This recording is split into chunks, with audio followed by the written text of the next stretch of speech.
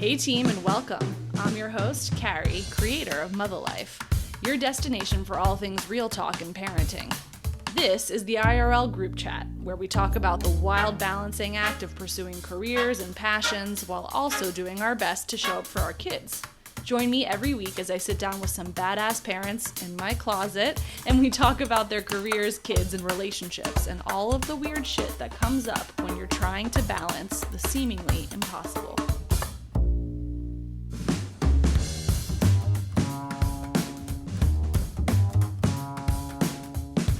When I was visiting my OB, pregnant with my second kid, and discussing the risks associated with my geriatric pregnancy, my doctor just shrugged it off. At 37, you're one of the youngest patients I have, she said. That really caught me by surprise. I, of course, knew plenty of people in my age bracket having kids, but I hadn't considered a full practice of people my age. That means a vast majority of these people have been full-fledged working adults in the world for as long as they were children under their parents' roofs. That up until this point, their entire identity was wrapped up in what they did for work and what things they liked doing outside of work. Do you see where I'm going with this? It is then only natural that as this geriatric generation becomes parents for the first time, we are all having identity epiphanies, revelations, crises in droves like never before. Literally, overnight in some cases, our entire chapter as independent adults in the world is rewritten in ways we don't necessarily expect. All of the things we were driving toward, wanting, dreaming of are now in question, maybe in flux, and certainly in direct competition with this new direction our families have taken. A direction that for most of us, we wanted our families to take. So what happens to those dreams we were chasing when we are now literally chasing little people around the house?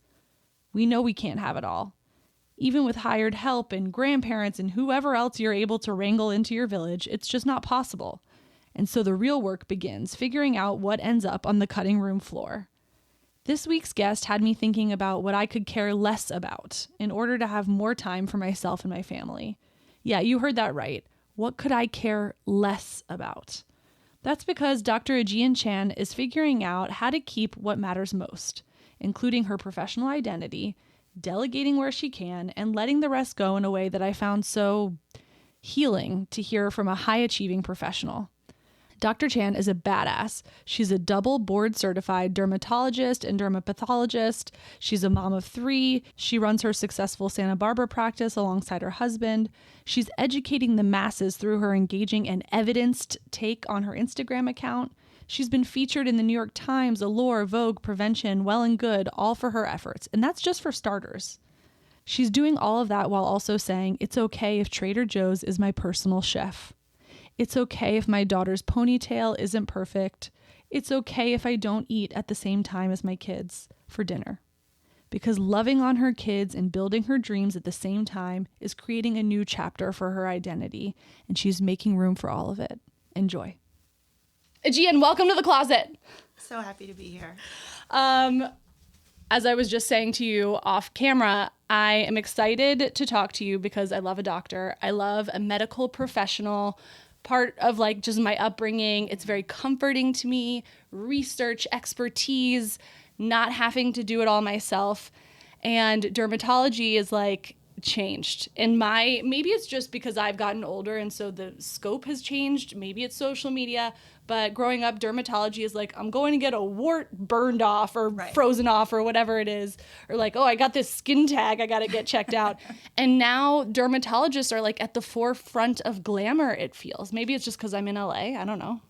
It's definitely changed. So actually the history of the specialty, even before I went to med school, like in the 70s, it was sort of where the med school rejects went. You do not strike me as a reject. No, Things have changed. But now it's really become like the top of the class has the privilege to go into dermatology. So it's really changed the field. Yeah. But a lot of our mentors, like the people that trained us, are not med school rejects, but sort of like... They're the outliers. They're the outliers, yeah. Exactly. And it really was sort of like infectious disease adjacent. Yeah. So a lot of infectious disease shows up on the skin. So hence the warts, the herpes. That is actually my favorite area of dermatology. So glam. She loves herpes. like, I don't mind a genital wart. That is actually like bread and butter for a lot of dermatology. Yeah. Is still the skin growths, the rashes. If you flip through a derm textbook, It's not gnarly. pretty. Yeah. It's very Halloween-y because it's, visually striking and not Oh my God. not glamorous. So, and we're going to get into like little Aegean and getting to today. And also, you're not my doctor, so it's fun because I'm not even like second guessing myself calling you by your first name. But like, I had my gastroenterologist on, and it was so hard for me to call her by her first name, even though she insisted. I was just like, I actually saw her today for an appointment, and I just went right back to, "Hi, Dr. Khanna." Yeah. It was like I had done something naughty. So we're going to get to little Aegean, but I want to stay on this for a minute just because there's so much to talk about. But you live in Santa Barbara. I do. Beautiful, like stunning nature. Lots of like more low-key celebs move there to be out of the LA hustle bustle. It ain't cheap these days. I know that's changed a lot. Does it have the same relationship with like plastic surgery and fillers and Botox as the LA crowd, or is it a little bit more surfery? It's a little different because really Santa Barbara is mostly a retirement community. So it still is sort of like the Medicare population. And that's most of my patients. Bread and butter, geriatric. Yeah, we do your skin checks. We freeze some things off. We treat your skin cancer. So my husband and I actually have our own practice. He's a derm too? He's a derm too. We can get into that. And he specializes in skin cancer surgery. So there's a special technique called Mohs, micrographic surgery. I've heard of this. And so that's the bulk of what he does is that. And our practice, we started it because we are not really that aesthetic. Yeah. We really focus more on medical dermatology. We do some. It's mostly like for me, the way I do it is if a patient comes in for a medical reason, like if I'm doing your skin check, you're like, "Hey doc, like I'm noticing this line.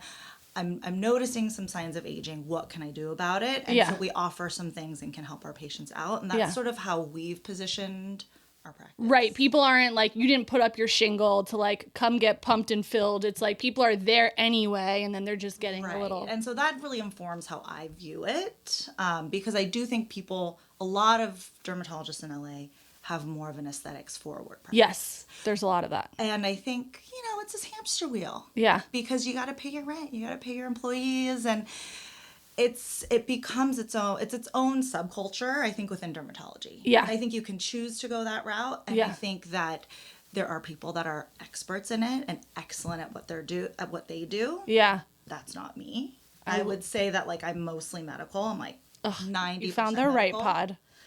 I love it. We love to talk about a herpes, a wart, a diarrhea. You found the right place. If you want to see my cases from Africa, oh my God. I will be happy to show you. I bet you've seen some things.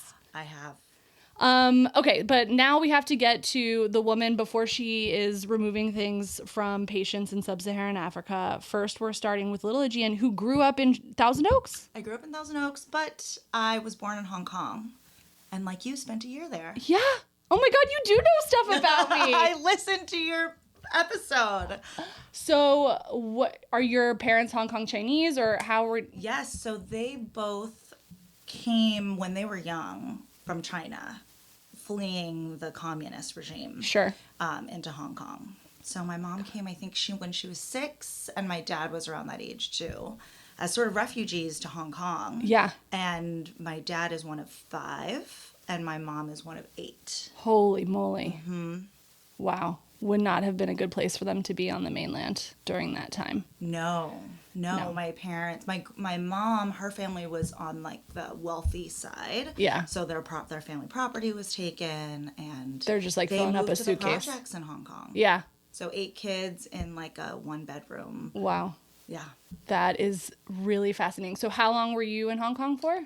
I was there for a year. Just a year. Okay. Yeah. So that's where you were born. That's where I was born. But all my family's still there. So we would go back a lot. I'm so jealous. Do you go back now at all? It's hard. Since I've had kids, we haven't. And like COVID. Medical training, it's hard to leave for that long. But growing up, all through college, we would go probably every 1 or 2 years.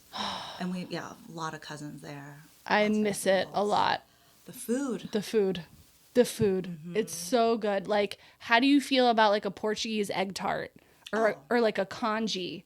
Or like, what's your relationship with dim sum? Oh, very positive. Very positive. What I was telling my husband that I miss the most is the silky tofu. So good. The silky tofu, and then also the long donuts with the soy milk on the side of the street. And my husband's not been yet, so Guaylo? Guaylo. We got a white guy in the house, guys. Yes. Okay. Where is he from? He grew up in Santa Barbara. Okay. All right. Got it. Okay. So at some point, must go.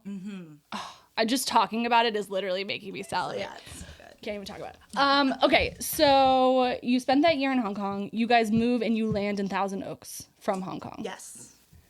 And you have siblings? I do. I have one younger sister. So we're giving older sister energy?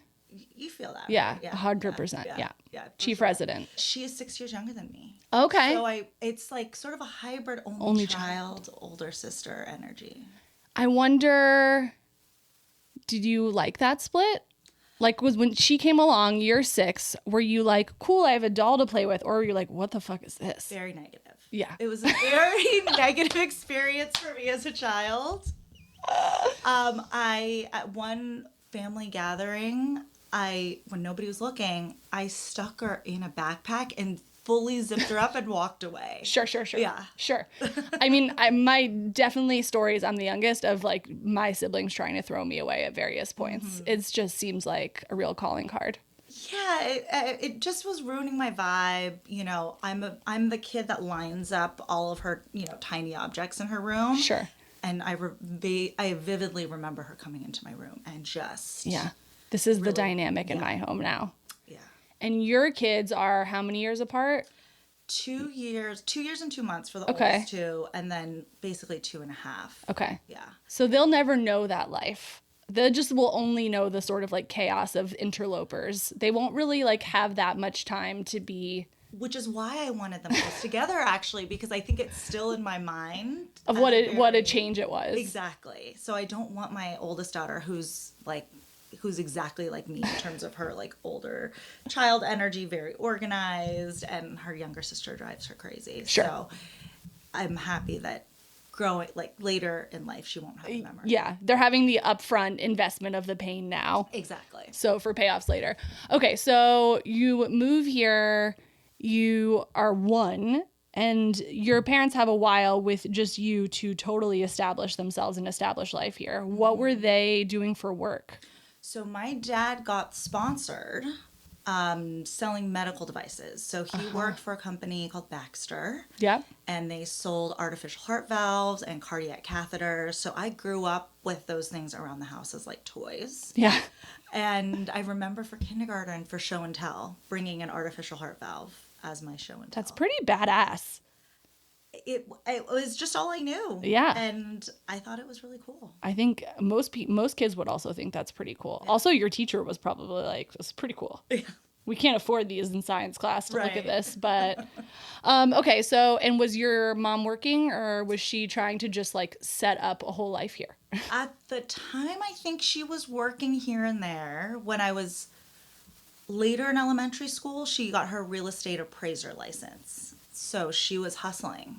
She was driving all around. We had every Thomas guide in the back of our car. And what was the Asian population of Thousand Oaks like? None. Sure.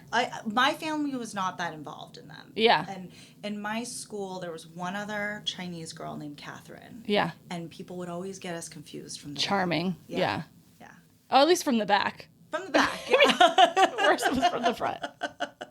Still not great. Right. And did you, as a kid, like have a sense of like, I don't look like everybody else? Oh, definitely. Yeah. I definitely had that feeling of otherness. I would call myself an alien because I was a green card kid. I didn't get my citizenship until later. Wow. And so I would say, I'm an alien. And I distinctly remember I wished my name was Kelly. Like, right. I wished I was Kelly Kapowski. Of course. Who didn't want to be Kelly Kapowski? And all of my classmates were blonde. Sure. And my house smelled like Chinese food. So I really distinctly have that feeling of not belonging. What kinds of things were in your lunchbox? Oh, I would have like the rice. So good. With like, I mean, now Right. that is the best lunch. Yeah. But at the time, I wish You're like, I I had just a want Lunchable. to, yeah, I just want a peanut butter and jelly. Exactly. Or like something with formaldehyde Exactly. in it. Peel apart plastic. And would you say your parents met any of the sort of like classic stereotype immigrant parent things about like expectations for you and your sister about what you would do professionally and stuff like that? Definitely. I mean, we definitely weren't a stereotypical tiger. My mom was not a tiger mom. Yeah. But what was emphasized to us growing up was self-sufficiency. Yeah. So my parents would be like, you see that family?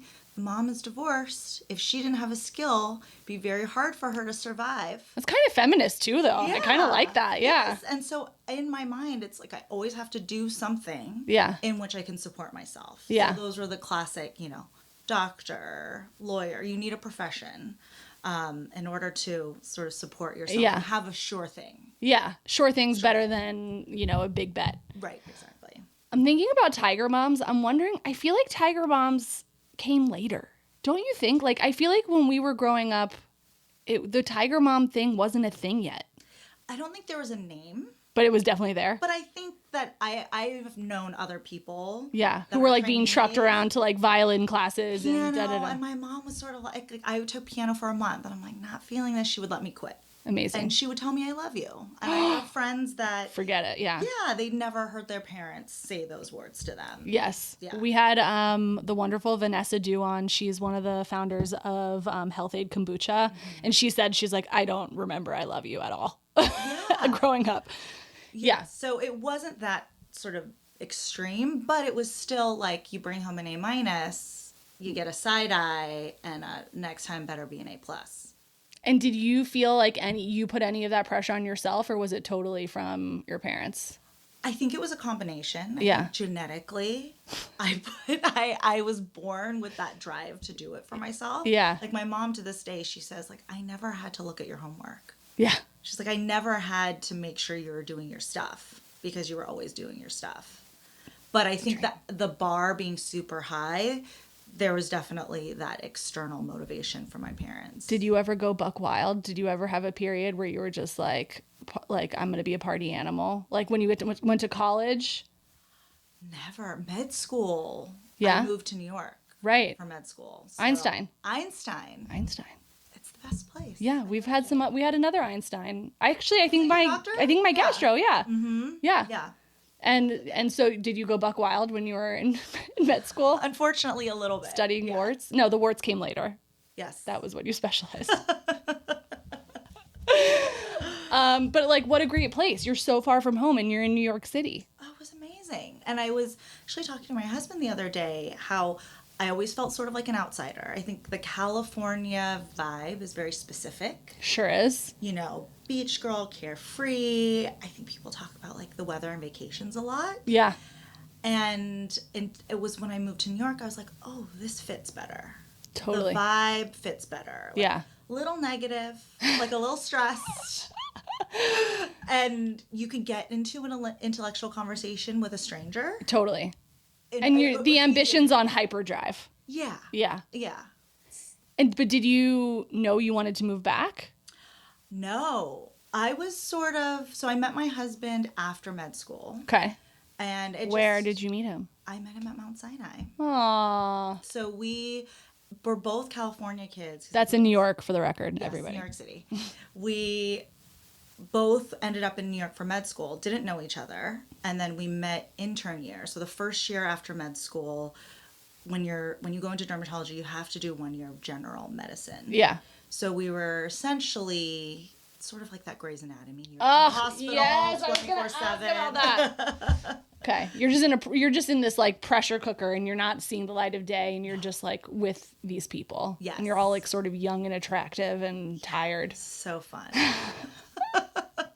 Amazing. Okay, so you bond over like dealing with skin cancer and working crazy hours, and he's from Santa Barbara. He's from Santa Barbara. Now, what about him, besides of his love of warts, were you really into?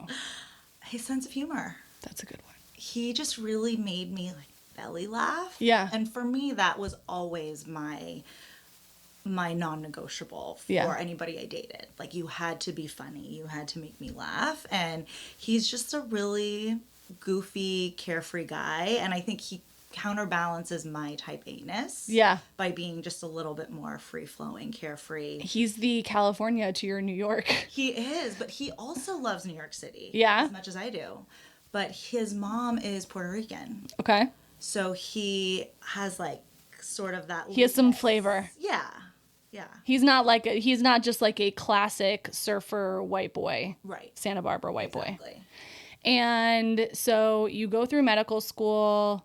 Your sister, so you're in your 20s at this point. Your sister is still in high school or finishing high school? Yeah, so we were not close growing up. Sounds like you try to throw her away. I tried to throw her away. She was like, I'd be like hanging with my friends. Yeah. And she would slip notes under the door, be like, please, can I play with you? That was me. And it was sad for her, I think. Yeah. And then I go to UCLA for undergrad. And then I took a year off before moving to New York for med school. So I moved home. And so she was in high school and I had just finished college. And that's when we became really close and actually hung out. And That's really sweet. Also, taking a year off is truly the most non-type A thing you could have done. So how wonderful for you. it was the best. I mean, I worked at Amgen, which is a biotech company in Yeah. Thousand Oaks. And so I was doing cell culture. And Great. Yeah. The little like jelly stuff on the Petri dish. Yes. Yeah. I was also running PCRs. It was great. Now, Thousand Oaks is it considered a suburb of LA? It's At the time, Sort of? I think it's become its own thing now. But Yeah. when I was growing up, most people commuted to LA. right. It was sort of like Valley adjacent. Yeah. Yeah. Okay. So you guys are having this bonding experience, and is she still in California? She is. She lives in Torrance. And does she do something medical? No. Is she an interpretive dancer? What is she up to? She wishes. She's going to laugh when she hears this. She wishes she was a professional improv interpretive dancer, probably. She's my got God. a very creative side to her, but she is she started as an auditor Yeah. for one of the big four accounting firms. Sure. And now she does more like HR type consulting. I love it when loved ones try and describe what each other does. Like if I were to call my mom right now and be like, Mom, tell me what I do for a job. I mean, Word diarrhea. right. Like the number of things that she would come up with before she got close. So I hope she does listen to this and I hope she checks you on it. Also, I love that the through line here is she too was taught you better do something reliable and responsible. Exactly. And how old is she now? She is 35. Okay, so she's 35. So in 5-ish years, she'll call us. She will have completely broken free of this system. Yes. She'll have started her own dance studio. Will be in her next chapter. Great. Her midlife awakening. I hope for her, unless she's hope super so, happy. What's your sister's name? Gwen. Gwen. Hey, Gwen, if you're listening. She loves you now. Sorry about the backpack thing. Okay, so you go to college. You have this sense that you want to be in medicine. Had you like always known you wanted to be a doctor? Always. Always. And I'm sure the parents were supportive of this dream. Very encouraging, overly encouraging, for sure. But I loved it. I Yeah. mean, my dad, one thing about my dad is that he loves to learn. Yeah. Like, he was always taking us to museums. We were going to, like, that Hindu temple in Malibu. You know, Yeah. going to, like, non-traditional places to take children. Yeah. When we were children. So I think that's really instilled a love of just curiosity. And I think medicine is a really good fit for that. Unending. It's so fun. But also you have to be able to marry that without like getting the ick easily. Cause like especially you do. Like, do you like to pop a pimple? No, I usually What do you think? that. Yeah, it's But not it supposed is to be good. strangely satisfying. Yeah. But I mean, I was the med student that like during cadaver lab first year, like I was like, I'm gonna read the paper. I'm gonna stand in the corner. Sure. So for me, I did have a little bit of that to overcome. The cadaver ick. The cadaver ick.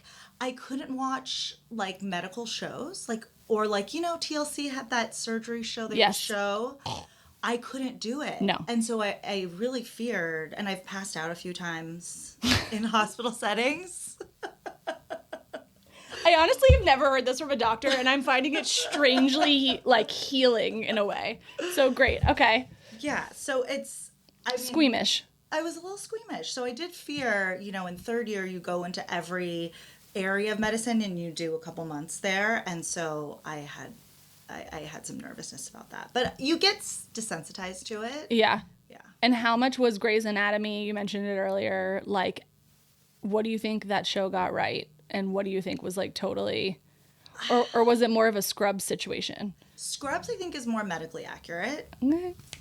It's got that humor. I think a lot of doctors have a dark humor. Yeah. To them. I think the only thing that Grey's Anatomy got right is, like, some of the relationship shenanigans. I think there's some of that. Clearly there were shenanigans. No. Aegean. Nothing ever happened in the hospital. But, he would just help me put in IVs in the middle of the night. That's love. And we actually resuscitated a person together. Wow. That's one of our core couple stories. You're just locking eyes. And... He held my hair back. I'd be like, hold my hair back. Babe. Yeah. Get my hair. I'm breathing life into somebody. Yeah. That's really cute. Okay, so then you guys leave.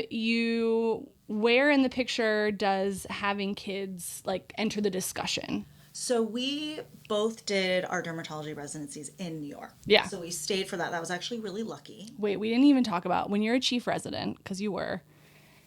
Is there a power that comes with that? No, it's a burden. People say with, like, a lot of power. With great power comes great responsibility. Yes, too much responsibility. Yeah. It's very stressful because you're in charge of making everybody's schedules. Oh, I would hate that. Their work schedules. I would hate that. So there was a lot of... And, like, people probably are mad at you and stuff, too. People are mad at you a lot. Yeah. And you had to enforce. So basically you were the middleman between all the residents and your attendings, like the people that ran the program that are like, this needs to happen. And then we were in charge of making that happen. And it wasn't that. So what's the perk? Is it just the kudos and the resume booster? I mean, it probably prepares you for having your own business, right? Yes, definitely. But it wasn't that fun. It's not glamorous. It's not that glam. No. It's like there's no crown. Yeah, there's no crown. No. There's no scepter. Okay. Wait, and also, before I forget, do your parents, like, love the Aegean Sea? Where did this name come from? So, no, I was not conceived there. Okay. But that's the most I didn't ask it like that, okay? I just asked if they liked it.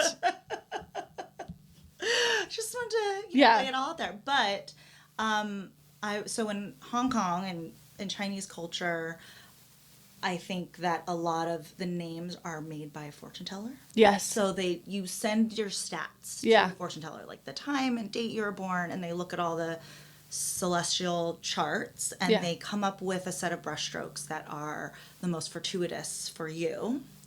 And so the Chinese name that I got was Chan Hoi Kum, which my parents tell me I don't speak Chinese, but they tell me this is the word for the Aegean Sea. And because my dad is such a sort of a history literary buff, he was like, that's a great name. My mom was like, I want to name you Karen. And close to Kelly. Yeah, close to Kelly. But also probably for the best that you're not a Karen. Yeah. I appreciate it now. Yeah. But, like... Growing up Aegean, First, I was usually near the top of the list, and my teachers would always trip over my name. Yeah. Aegean, so it was a stressful experience as a child. Yeah. But now we're into it. But now I like it. And your sister just got Gwen. She's Guinevere. Spelled the old English way. Ooh, okay. So she has her own cross to bear. Yes, it sounds she like. does. Good job, parents. Did you use the chart thingy for when you got married too? I know that's a thing, like getting married on an auspicious day. No. Not that Chinese. My family's sort of, it's like here and there. Yeah. We're picking and choosing. Exactly. Okay. When you're forced to exile, like, where you're from, I think, like, you are given the full right to just take what you like and say fuck you to the rest, quite frankly. So. Yeah. Okay. So now we are tootling along. You guys are married. You did your residencies in New York, both of you. Mm-hmm. And then where does the kid discussion come into the picture? And like, did you know you wanted to have kids?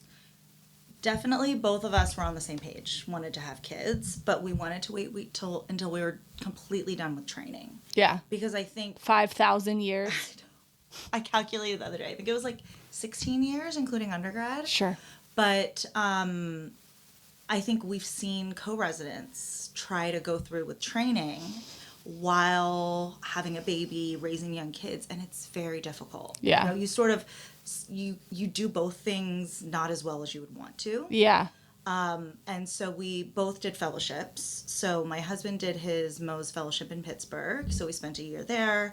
And then we came back to New York and I did my dermatopathology fellowship. What does that mean? So basically, when that dermatologist you see cuts that mole off, it gets put in a jar. Yeah. That gets sent to a lab. They're always sending things to the lab. Yes. So yeah. It gets processed and put on a little slide. Yeah. And that slide comes to somebody like me. Okay. And I look at that under the microscope and write the report and say, this is what I saw. Bueno or no bueno. Exactly. Got it. Huh.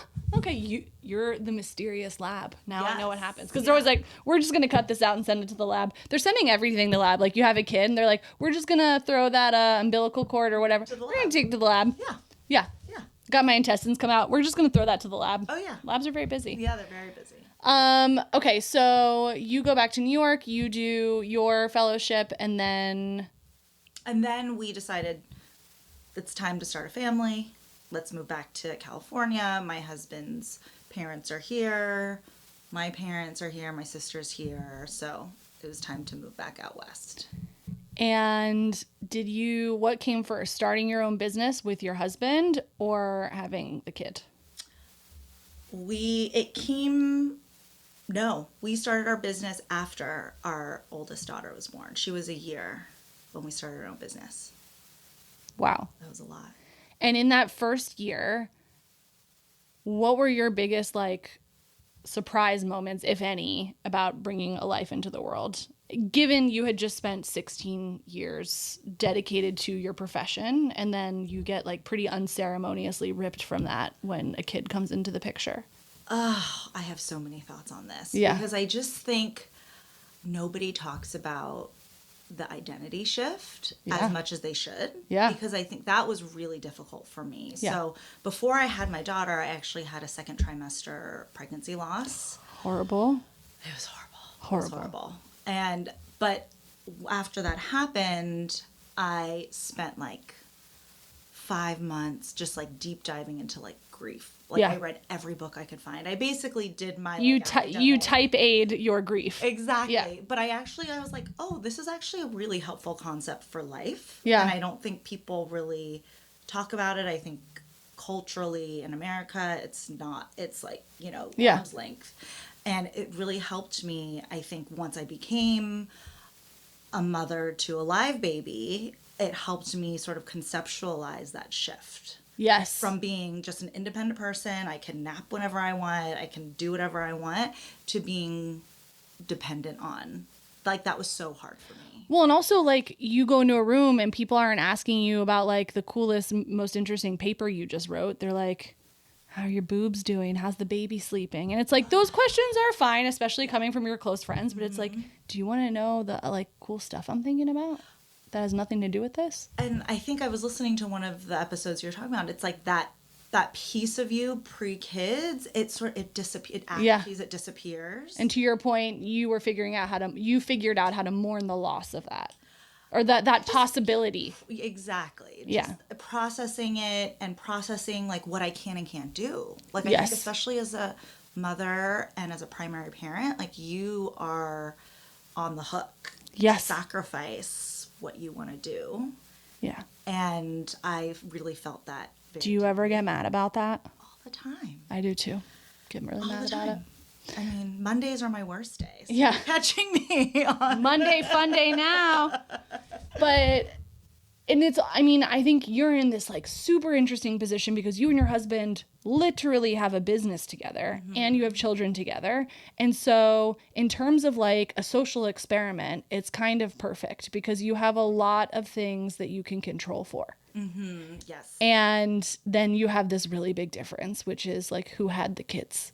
Right. and the gender stuff and like the expectation stuff. So did you guys ever upfront have like this is our division of labor responsibilities chat, or how did that sort of fall into place? So with our first daughter, not really. And I feel like with one kid, two adults, it's like sort of easier to navigate that because there's just more like extra time and energy to do that. It wasn't until our second daughter was born. I think we were like maybe 2 months in, and my husband sat me down. He was still working. Like he took 2 weeks off and then went back to work. Yeah. Business has to run and he has to see patients. And he was like, hey, like, I know you need an extra set of hands around bedtime.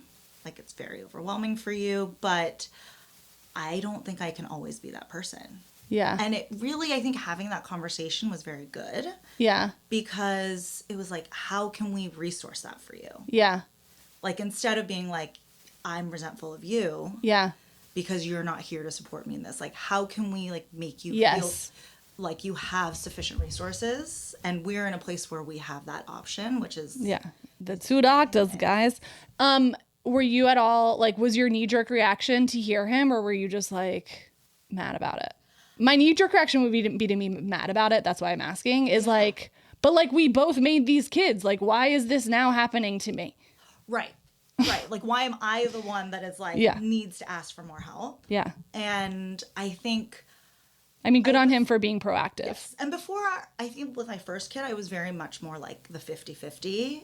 And I think now with multiple kids, I see sort of the division of labor and the zones of labor. And it's uneven, but he runs the business. Right. He's our office manager. He... make sure everything is going. So I sort of see that as his zone of responsibility. Yeah. And I'm like peripheral on that. So that keeps him from getting murdered. Yeah. That's what I think. Because I do see that he is always working. So. And I forget. I don't think so. In medical school, maybe you do. Do you do like this is how to run a business? Absolutely not. Maybe they do it in law school. I think they started adding that into law school. But it is crazy to me that like, a lot of medical professionals are running their own businesses. There are. Yeah. But I also think that there are a lot of physicians that wish they could, but feel like they don't have the skills. Interesting. And so my husband and I we talk to a lot of our colleagues that are sort of like, working for the man and feel a little constrained by that. And we really try to, preach the run your own business. Yeah. It's not that bad. You can do it. And like, having kids, having that flexibility, it's been really worth it. It's taken off that extra layer of stress, I think.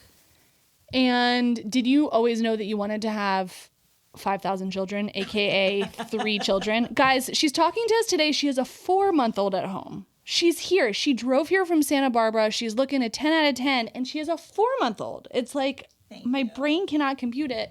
I can't compute. I held a 3-month-old the other day and I was just like, you were so cute. I'm never doing this again. So you like knew you had another one in you. Yes, because I think growing up is sort of with only child vibes. Yeah. And even with my sister, the house was kind of quiet. Yeah. And I when I saw families with 3 kids, there was just like always a lot of energy. There was more of a party vibe. And I think my husband and I both want that. And he's an only child. Oh, wow. Interesting. So, but he has step siblings. Yeah. So he grew up like part-time when he was with his dad in sort of a rambunctious, like lots of kids around. So he like knew what that could look like. Exactly. And so I think both of us, when it came time to decide. Yeah. And I am 41. Yeah. So we're on a little bit of a tighter time schedule. Sure. Because I think if I were younger, I was like, maybe I would have waited an extra year. I thought you were going to say maybe I would have had more. No. Okay. No. Okay. But we both were like, logistically, it seems like we cannot overcome. It's too many logistics. It's too difficult. But my thought experiment to him was like, if I had told you the shop is closed, we're no longer having kids. How would you feel? Feeling? Yeah. And he was like, that would make me really sad. And so that was the clincher. Wow. And we're just like, okay, we'll figure out the logistics. Let's do it. And you're figuring it out. And we're figuring it out. And right now you have a little potato. And you're back at work now? I am Sort of? here and there. I'm working on a project, and Yeah. so I've been doing a lot of Zooms, which has Okay. actually been my favorite maternity leave because You're not totally disconnected. I'm using my brain. Yeah. He's with me on my Zooms. Of You course. can see his little head, and people are delighted by that. And it's helped that postpartum loneliness. Yes. That I think is really Pervasive, yeah. Yeah. Now, let's talk about that postpartum period, or even like in pregnancy too. Like, my skin took a total fucking nosedive. Like, I was getting like crazy cystic acne before, and then you can't use anything because nothing's pregnancy safe. And then afterwards, and like it still hasn't really gone back. I'm now just got prescribed a bunch of creams and stuff from my derm here. Did you yourself notice any changes in your like skin or body or otherwise that you weren't necessarily expecting? I think skin-wise, increased sensitivity. So before I had kids, I was like pouring acid on my face. Like retinoids. Like my face is peeling off and it was no problem. And since I've had kids, I've noticed I'm a lot more sensitive. Yeah. So I'm, much more cautious. I'm, doing retinoids just a couple times a week. And that was definitely a big thing for me. I was lucky I sort of dodged the acne bullet for the most part. I mean, I had some breakouts. Yeah. And I had teen acne, but I didn't. So I just was like, I don't even know what to do with this. it's terrible. Terrible. Yeah. And then in terms of sort of thinking about skincare in general, your kids are sort of like too young to be caught up in all of this Sephora of it all and the whatever. But obviously you want to make sure that they're taking good care of their skin. We were talking earlier and you said that like you've made putting on sunscreen, for instance. I mean, 2 derms as parents, that's like really irrefutable. They've got to put the sunscreen on. Oh, my husband's a redhead. So is my son. Aww. Aww. Love the redhead. So very sensitive then. Yeah, he's very anti-sun. Like we Right. live in Santa Barbara and we don't go to the beach. Yeah. Yeah. But Rude. I mean, to be honest, I am pretty lax about my kids' regular skincare. Yeah. I mean, I think for kids, wash their face. Yeah. I don't even use a cleanser. Like my daughter's 5 and I just wash it with water and Yeah. her sunscreen for the most part like melts off. Yeah. And then I sometimes have to battle her putting moisturizer on her face. They're like have a little bit of eczema. Yeah. Right I was going now, to say, I they have feel some like dry skin. so many kids have eczema. Yes. Is that always been the case? I think so. It's pretty common for the under 5 set. Yeah. It's really common. And then a lot of kids tend to grow out of it. Some don't. My dude is definitely not growing out of it. He's just like a covered eczema ball. Ugh, I Poor know. guy. And it's tough to the thing with eczema is you have to just be consistent with slathering and greasing them up, and that's literally impossible. I'm not consistent. I'm not consistent either. My daughters have dry skin on their face all the time. I, again, love to hear it. I love to hear, like, that my accountant doesn't like filing their taxes. Like, I like hearing that people who are in their professional lives still struggle with these things in their personal life. It's just one of those things where I'm like, I'm very much a mom that's like, if I don't need to think about it, I'm not going to do it. Yes. Like, I don't brush Same. my kids' hair every day. Yeah. Like, they don't get the slick back ponies. They don't match. Like, 'cause Yes. for me, that is not worth the effort. Yeah. Preach. Yes. I think you know your audience, which is me Yes. right now. But the sunscreen. The sunscreen, that's a non-negotiable. That's a non-negotiable, and there's lots of little tricks. So What's your favorite one? the blue roll-on. So a lot of parents are into sticks. Okay. And we do use sticks, but you're not getting like a ton of product on. Okay. There have been other influencers that have done like studies where No, you're good. you're not getting enough product on with the stick. Like you have to. Like, Oh, really go over it. interesting. Like, one swipe is not sufficient to get the SPF protection stated. Shit, you just blew some people's days up on here just now. Sorry. Okay, but So you have a solution but for us. I really like the roll-on. So Okay. Sunbum makes a kid's roll-on and Coppertone makes a kid's roll-on. And Okay. the Coppertone one is blue. Okay. So I've had some mom friends that have struggled with sunscreen for their kids, and they found the blue is really fun for them. Like it's like face painting. And then So does they it can just roll it on? So I give it to my kid, and I'm like, just roll it on. and then do they walk around like an Oompa Loompa all day, or I mean, like a You blueberry? would have to like rub Okay. it in, or you could sort of incorporate that into the game. Sure. But or like if you're at the beach. Okay. We're going to put your favorites in the show notes for people because I think you just blew a bunch of people's days up with this stick situation. I just basically like hog tie my children and put on sunscreen like when they're mad at me the whole time. Yeah, I mean, I tried a beauty blender, all of that shit. It doesn't. No, I think my second daughter loves applying sunscreen. She's a sensory kid. Sure. Okay. So I think so I'll just hand it to her and she'll go to town. She looks crazy, but I'm the parent that does not care. Yeah. If you walk in looking like a ghost to your classroom, that's your thing. Fine. Like, great.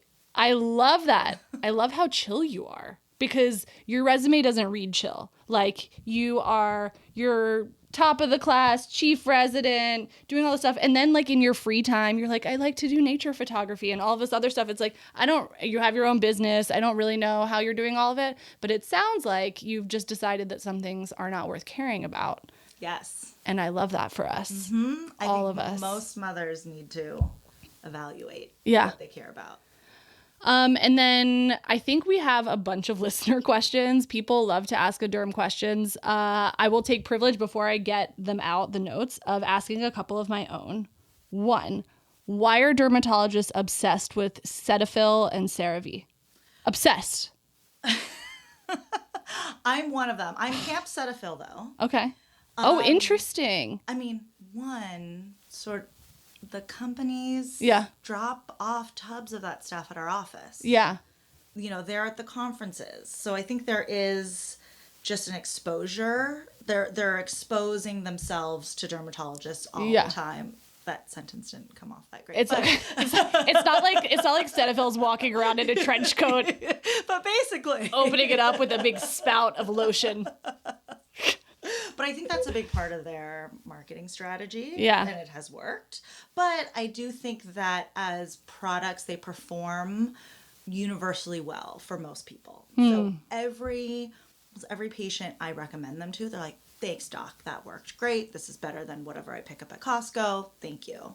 And so I think that encourages us to keep recommending it. Yeah. It's like you're getting wheel. Yeah. I think there's a ton of really great products, but those are at a great price point. Yeah.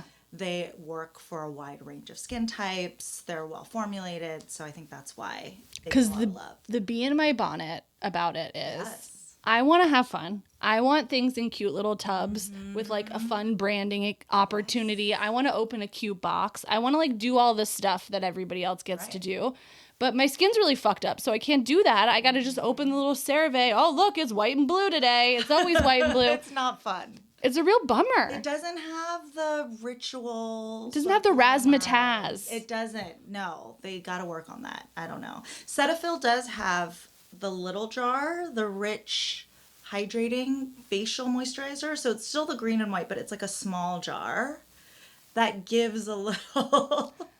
I need a full rebrand from them.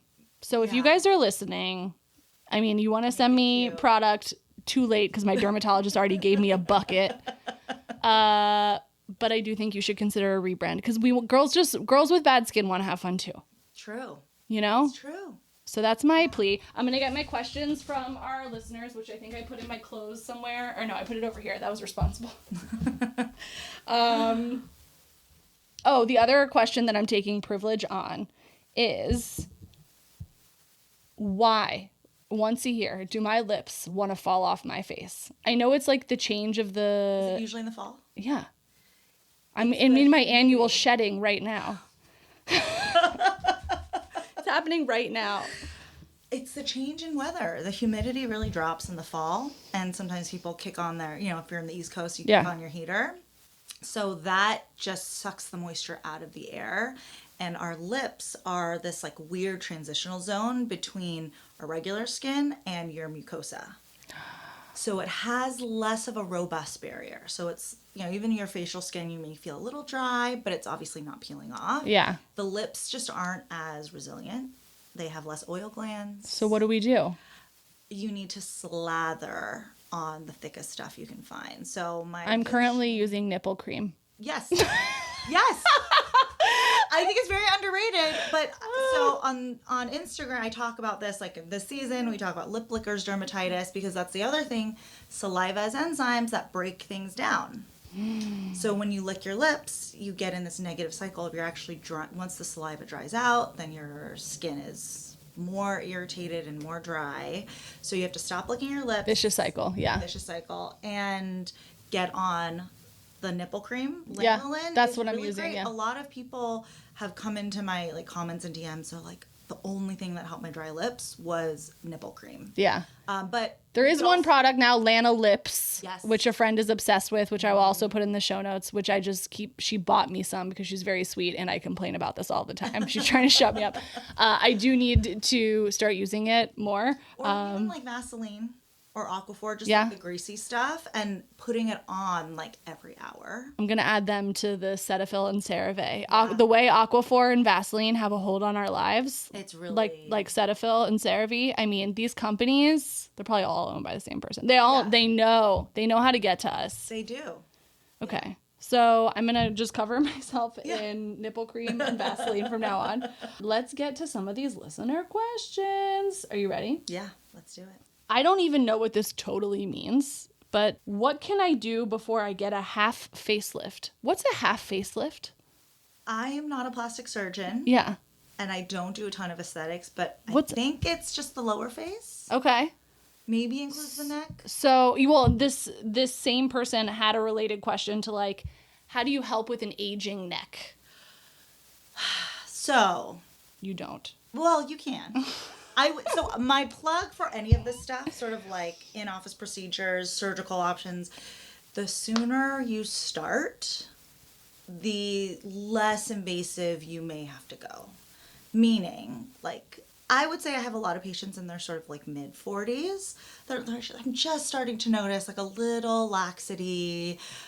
You know, it's not looking as tight as it used to. Yeah. And so that's when I say, I'm like, that's a great time. You could do a little toxin, a little Botox injection just to kind of relax the muscle and it makes it look less saggy. You can get various procedures that stimulate that collagen that can sort of do tightening, but the improvement from any of these procedures is like millimeters. So if you're in your 60s or 70s and you have a lot of laxity, You're not going to notice a difference. with those procedures, it's really hard to get a good result. Yeah.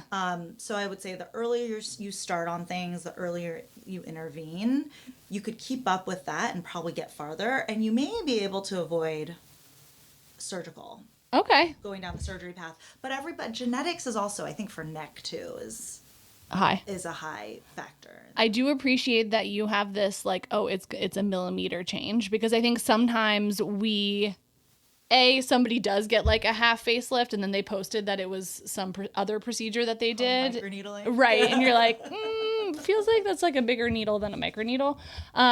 So that is useful to know that like that's where the bar is. We talked about this probably briefly related to big Cetaphil, but are all super expensive branded creams BS? Like, are there some very expensive skincare things that are actually worth it?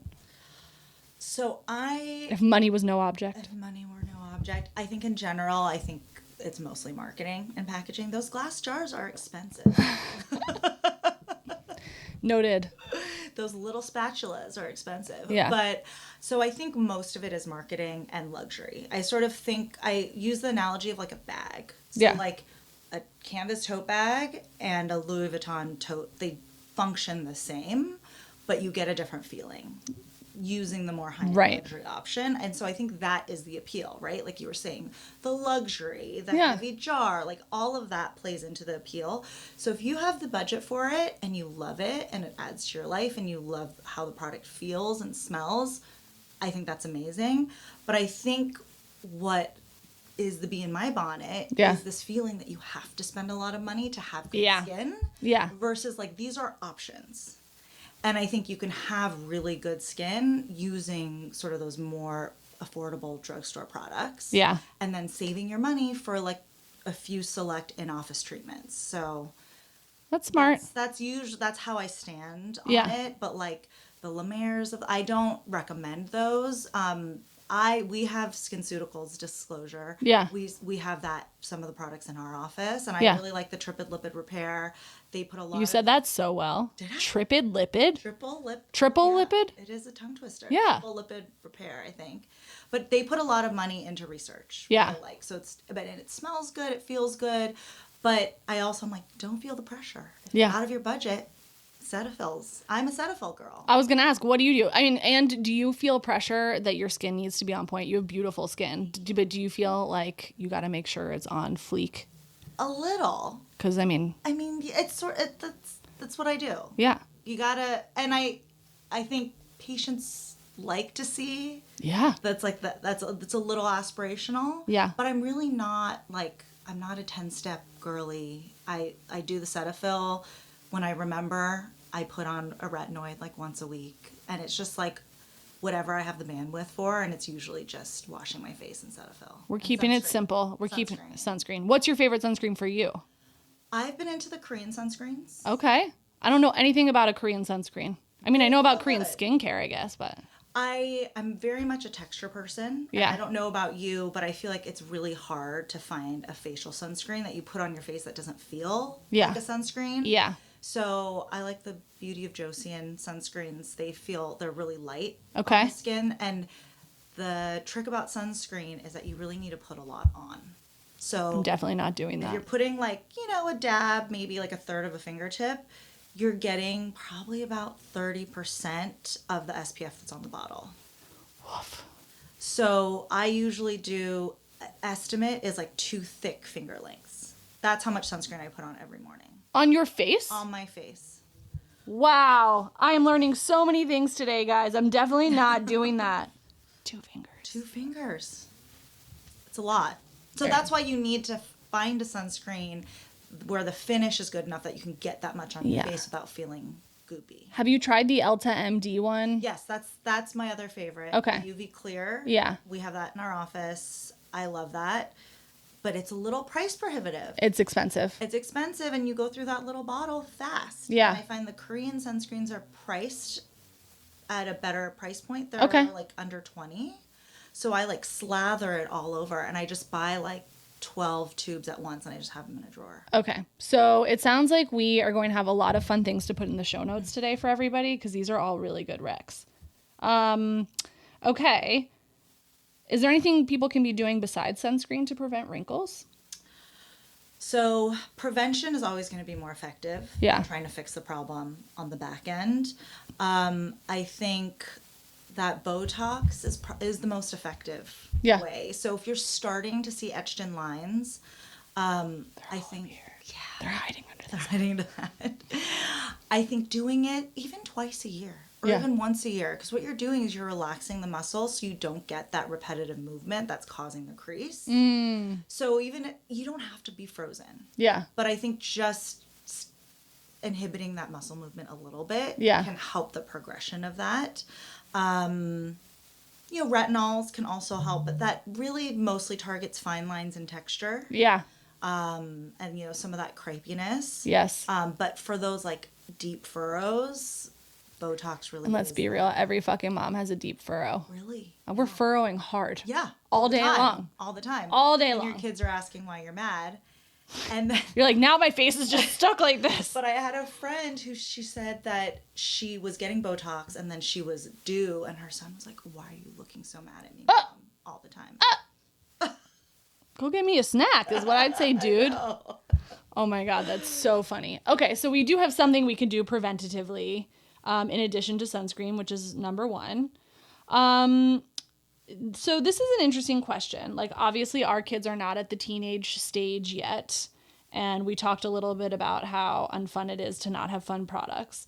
This person, I think, has teenage kids and is asking about products or routine do you recommend that aren't the hot to have Sephora items, but actually good skincare? Is it the same thing that you're saying here, which is wash your face with a Cetaphil or CeraVe, moisturize with a Cetaphil or CeraVe, and call it a day for our teens? And sunscreen. And sunscreen. And sunscreen. For the teens, but I was actually talking to an 11-year-old yesterday. Yeah. I was asking her, I was like, are your friends into skincare? What's the deal? And she was like, yeah, a lot of them are doing acids and doing like. They're doing acids. Thought that meant something different. Yeah. So I would say definitely as a mom. Yeah. Because it can be hard to keep track of your kids. You have a ton of stuff to keep track of. Yeah. But just make sure they're not using anything that's like heavy duty exfoliating. Like no retinols, no exfoliating acids. I mean, if they have acne, those things can help if they're in a regimen. Yeah. But I think a lot of teenagers tend to overdo it and they just like burn their skin off. So you just have to be careful with that. And I would say, yeah, cleanse, hydrate, sunscreen. If you're a parent and your kid like is interested in doing like more of the Sephora Kids stuff and their friends are into skincare, just get them like the cute packaging hydrating products. Like a hyaluronic acid serum is not really it's gonna just like make their face like feel moisturized and plump. Yeah. It's not gonna burn their skin off. Those little cute sheet masks or like the gold eye mask, like Yeah. those are fun. They're not gonna causing hurt harm. them. Exactly. Ugh. That's a way to, you know, be a cool mom. Yeah. Engage without doing harm. Right. Oh, that's so smart. I think what I've realized today is that maybe I need to like just go on Etsy and buy myself some cute jars to put my Cetaphil in. And my cousin chemist friends would say has not been tested for stability. Oh, fuck. Sorry. That's just an educated risk that Okay. But yeah, I'm gonna get, you know how like on the tissue box, like you can get like a thing to put your tissue box inside of? I need to get like a cover. Yes. Basically, I don't want to see your shitty branding. I know. Guys. They just need a better graphic designer. They need some cute packaging. Right? I mean, this is $1 million idea. This is more than $1 million idea. Like they could literally have an offshoot brand that is the same stuff on the inside with different packaging. You know what? No one cares about moms. Nobody cares about moms. But they could also be selling it to those teenagers too. That's true. That's true. Just lie to me, you know? Tell me it's different. So for you, at this stage in your career, you've got a project that you're working on that you'll be able to talk about at a later date. You've got 3 kids, one of whom is a tiny little nugget of a potato baby, and you're grinding it out with your husband. What are sort of the big things that you guys either are having to reassess? Like, are there things that you fight about or argue about or disagree about, or is like everything just like we're just chugging along right now? I mean, we definitely fight. Our nanny went on vacation for 10 days, and the last 3 days was a very negative time for us. Everybody's just limping. Tensions were high. But I think the fact that we met in the hospital, that we were interns together, which is like, it's teamwork. So we actually can get a lot of things done without speaking. We sort of have like this weird ESP. Interesting. Where it's like we both like go into action and we just like are both taking care of stuff and it gets done. Wow. So that we're in that mode a lot more now with the third. Yeah. Both of our older daughters are in a Montessori school. Nice. We love. And you'll love this because I was going to hobble together because I'm starting work next month, hobble together my mom and our nanny. And it was stressing me out so much, the logistics of it all. Yeah. That I decided to have him start daycare early. Correct. And great. The second I sent that email, I felt the weight lift off. Yeah. But I had the mom guilt. I'm like, He's too young. Should I be keeping him home? It's cold season, da da da. And so he's going to start next month. Amazing. At the same school that the girls are at. So it's one drop off. He's going to love, they're going to see him. He's going to see them. And there's other babies. Yeah. He's super social. It's better than being in a carrier with me for like 8 hours a day. It's not fun for him. And the predictability. I mean, kids love routine and predictability. For him to know he's going to the same place every day, if you can work that out, that's an amazing thing to give to him. Yeah. I love it. I love it. So, and then we have an after school nanny. His pickup is at 4. Key. Yeah. Which is like, if you work, that's a very early time. Sure is. So she helps us with a lot of the household duties. God bless her. Laundry, dishes, grocery shopping. And then I have time to sort of be present with my kids. Yeah. And like have the energy to be like, you guys want to play a card game? Wow. And we do that. It's like 20 minutes. Yeah. But like, it's more than I would do when I was like trying to like figure out how to cook dinner and wash the dishes and do all of that stuff. No, it's amazing. So we outsource, and it makes our lives much happier, and we fight less, a lot less. Key. I joke that like our housekeeper is like the reason why we aren't fighting constantly. I actually told my nanny when she came back from vacation, I'm like, you're the reason why we're still married. Yeah. Yeah. It's, yeah, you know it deep in your soul. We need help. We weren't built, families weren't built to just completely do this in their own little units. There's too much to do. Yeah. And so that's what I tell like my friends that are sort of like, my husband this, my husband that, they're kind of griping. I'm like, I don't really think it's necessarily always just him. Yeah. It's the fact that there's just too much for two people that are working and doing all these other things in life to do. Yeah. It's true. So. It's true. Yeah. Well, I love that your story is one where you somehow managed to take these like very clear values that your parents gave to you about being self-sufficient, about doing something that you care about, but doing it at a very high caliber. And you've also figured out how to build in taking some risks and doing things yourself, even though they said don't be risky. Right. You figured out how to do it in your own way. That's all my husband. Okay, great. Yeah. Well, then that's a good compliment. Yeah. And then also you've introduced this whole, like, I'm not going to do it all thing. I'm going to figure out how to prioritize what matters the most to me. And if my kid wants to go to school looking like a geisha with the sunscreen, like, that's fine too. Yeah. And so I think it's really refreshing when you listen to a high achiever who's doing a lot and is super busy, and they just are very open about the fact that they're actually not doing it all. I really appreciate that. So this was wonderful. Is there anything you want people to know about you or where they can find you? I mean, I know you have such a fun Instagram account, which I'm going to share with everyone in the show notes. Is there anything you want people to be plugged in, or any bees in your bonnet or axes to grind for the parents out there with especially young kids right now? Oh, God. You're not alone. I feel like I cry after drop off more than I like to admit. And I think that it's really hard. I think it's just like, it's hard to maintain your own identity and to feel excited about things outside of your kids and your family life. And so I really appreciate what you're doing to kind of inject some energy and joyfulness into doing that. Thanks, Aegean.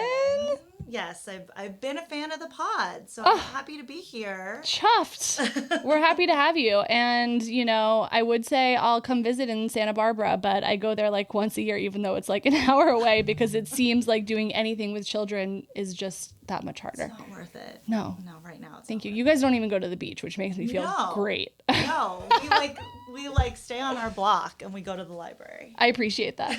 Well, thank you so much. I'm excited for people to follow your Instagram account, to take some of this very, very practical advice we got today. I feel like we got some real concrete takeaways, everybody. And we're going to have a really fun show notes because there's going to be so much good stuff in there for everybody. This was wonderful. Thank you for having me. Team, I need your help. If you love it here, please like and leave a review on your favorite podcast platform.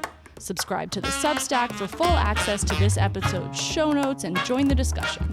And of course, follow me on Instagram at mutha, mutha.life for a daily look at all things mother. Thanks for listening. Be sure to tune in next week for another Chat in the Closet. This podcast was produced by Mother Life, music by Ronan Landa. See you next time.